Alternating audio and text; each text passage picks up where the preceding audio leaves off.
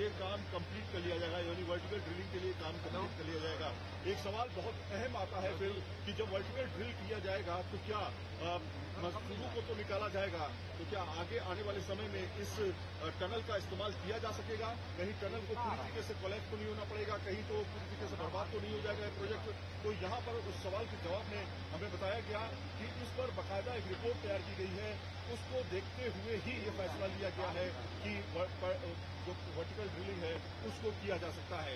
दो ऑप्शन सबसे बेहतर इस समय समझ में आ रहे हैं, जो लगातार जिस पर फोकस किया जा रहा है। एक वर्टिकल ड्रिलिंग जिसमें 15 मीटर तक ड्रिल किया जा चुका है, उसमें आसानी क्या है ये बता देते हैं आपको। आसानी ये होगी कि जो वर्टिकल ड्रिलिंग होगी उसमें कम से कम ये पता रहेगा कि ज्यादा से ज्यादा आपको हार्ड रॉक सॉफ्ट रॉक मिल सकते हैं, बस इससे ज्यादा कुछ नहीं। दूसरा ये कि जो हॉरिजॉन्टल ड्रिलिंग में ये काम कंप्लीट कर लिया जाएगा, यानी वर्टिकल ड्रिलिंग के लिए काम कंप्लीट कर लिया जाएगा। एक सवाल बहुत अहम आता है फिर कि जब वर्टिकल ड्रिल किया जाएगा तो क्या मजदूरों को तो निकाला जाएगा, तो क्या आगे आने वाले समय में इस टनल का इस्तेमाल किया जा सकेगा? कहीं टनल को पूरी तरीके से कोलैप्स तो नहीं होना पड़ेगा, कहीं तो पूरी तरीके से बर्बाद तो नहीं हो जाएगा प्रोजेक्ट। तो यहाँ पर उस सवाल के जवाब में हमें बताया गया कि इस पर बाकायदा एक रिपोर्ट तैयार की गई है, उसको देखते हुए ही ये फैसला लिया गया है कि जो वर्टिकल ड्रिलिंग है उसको किया जा सकता है।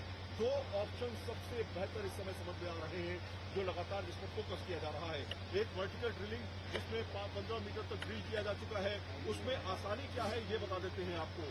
आसानी ये होगी कि जो वर्टिकल ड्रिलिंग होगी उसमें कम से कम ये पता रहेगा कि ज्यादा से ज्यादा आपको हार्ड रॉक सॉफ्ट रॉक मिल सकते हैं, बस इससे ज्यादा कुछ नहीं। दूसरा ये कि जो हॉरिजॉन्टल ड्रिलिंग